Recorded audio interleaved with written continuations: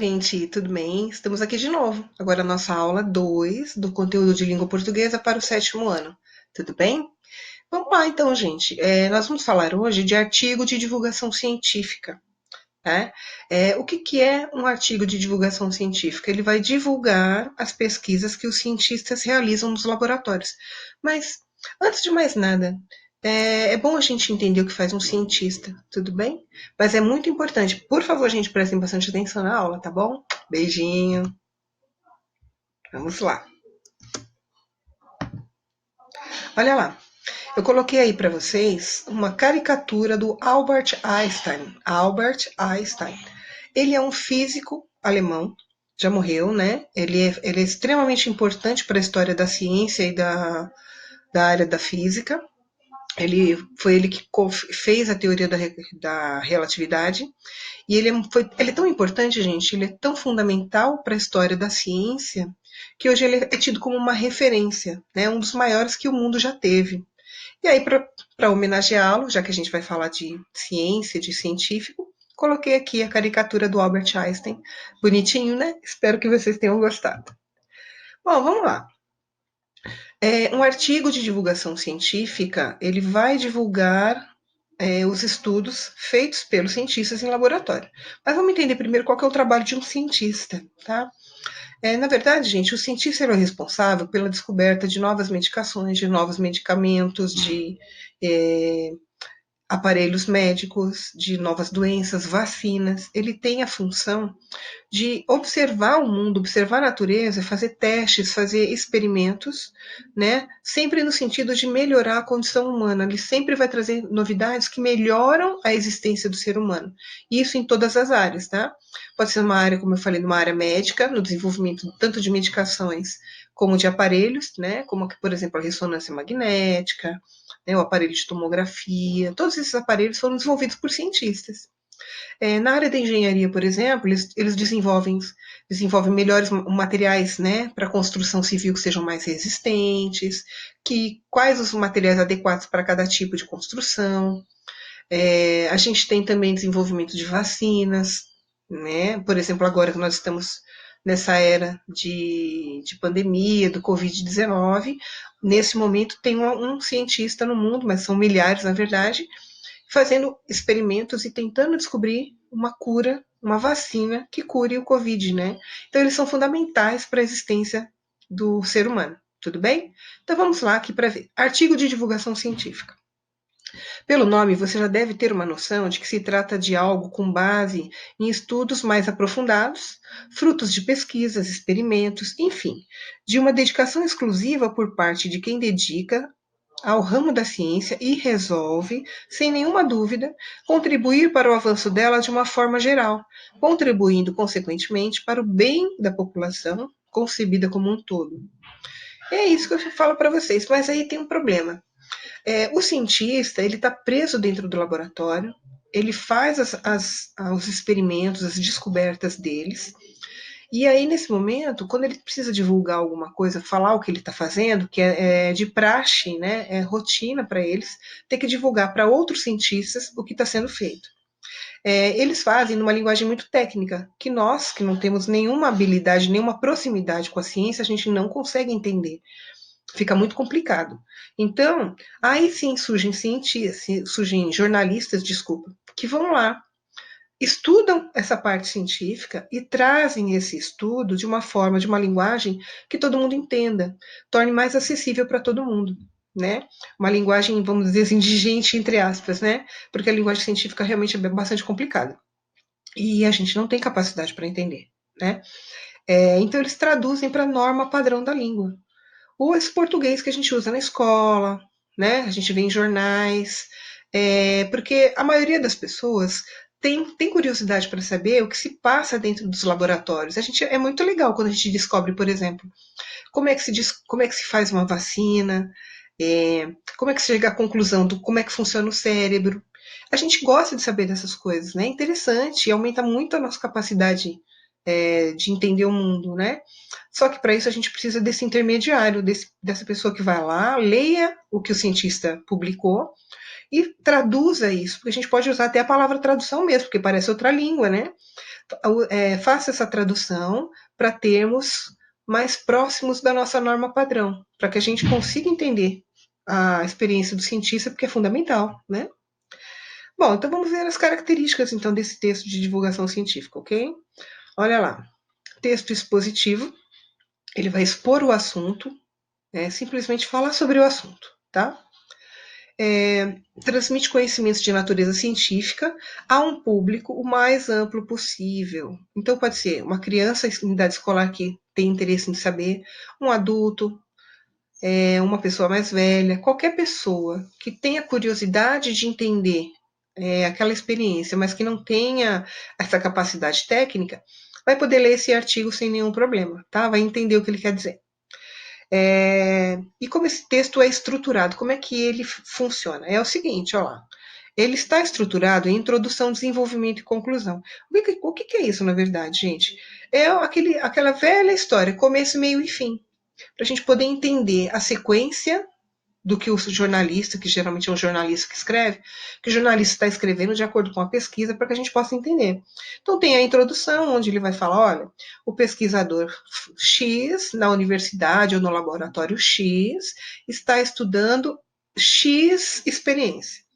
Isso na introdução. No desenvolvimento, ele vai dizer: bom, aí ele vai contar para a gente exatamente o que ele está pesquisando, o que isso traz de benefício, né? Quais as chances de dar certo. E no final de tudo, a conclusão é a hora que ele termina, gente. O que realmente vai ser de importante que essa experiência, essa descoberta vai trazer para a humanidade? Ela já está pronta para entrar, né? Para ser comercializada, para ajudar as pessoas? Então, a conclusão é isso. Tudo bem?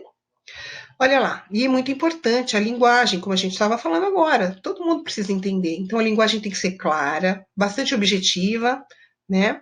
E ele não pode, o jornalista, escrever com aspectos pessoais. A opinião dele, como pessoa, não importa nesse momento.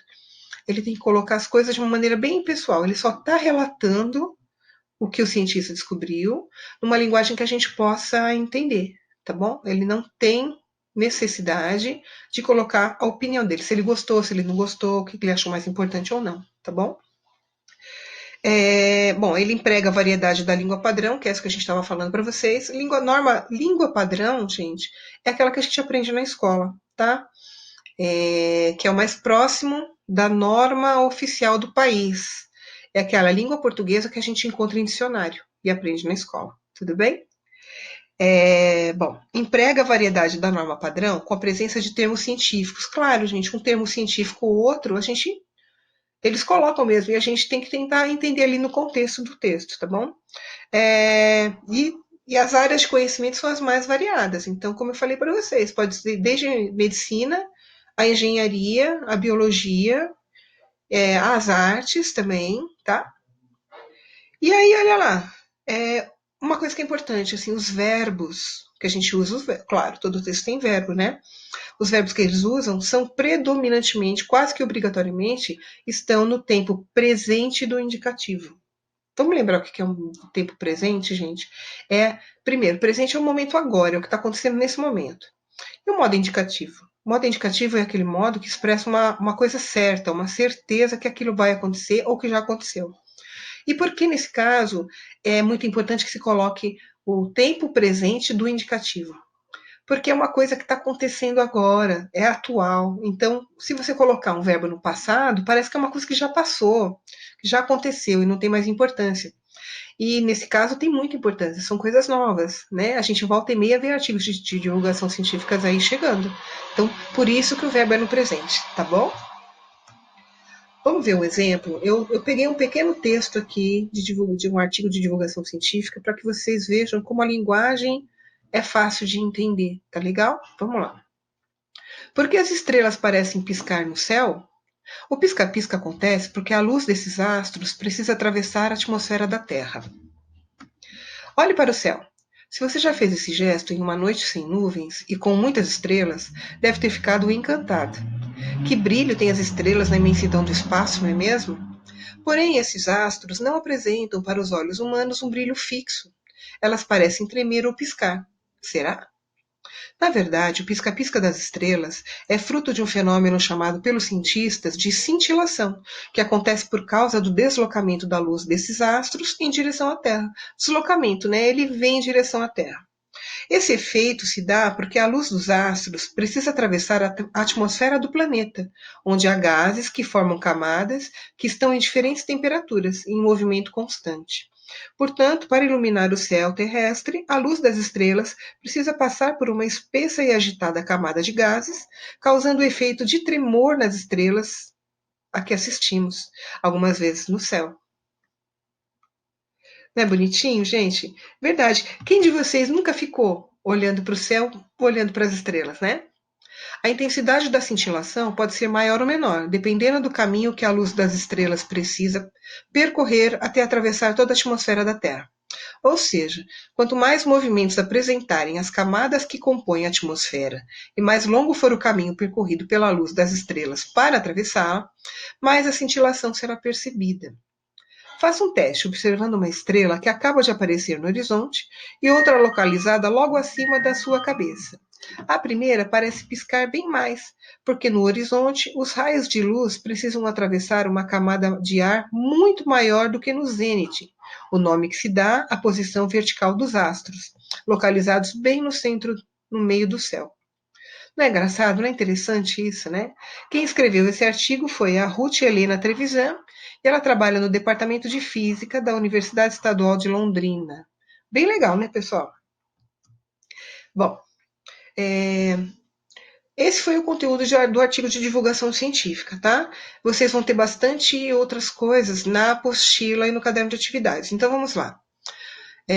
Após assistirem essa videoaula, vocês devem fazer na apostila as atividades relativas ao conteúdo, ou seja, artigo de divulgação científica, que estão nas páginas 35 a 40. Devem realizar também as tarefas do caderno de atividades, que estão nas páginas 16 a 18, até o exercício 6, tá? Porque depois já é outro conteúdo. Além disso, disponibilizarei atividades complementares na plataforma Tec Educar. Gente, isso aqui é muito importante, né? Os nossos meios de contato, daqui para frente, além da plataforma Tec Educar, serão as videoaulas e as videoconferências, tudo bem?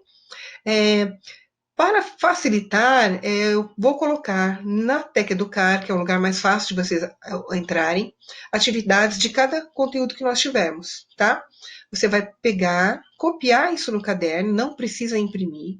Você vai copiar no caderno as atividades e responder, tudo bem? E deixa no seu caderno para correção numa próxima aula. Tá bom, pessoal? Bom, estou morrendo de saudade. Espero que vocês tenham gostado de mais essa aula. Estou à disposição de vocês para tirar as dúvidas. Tudo bem? Obrigada, pessoal.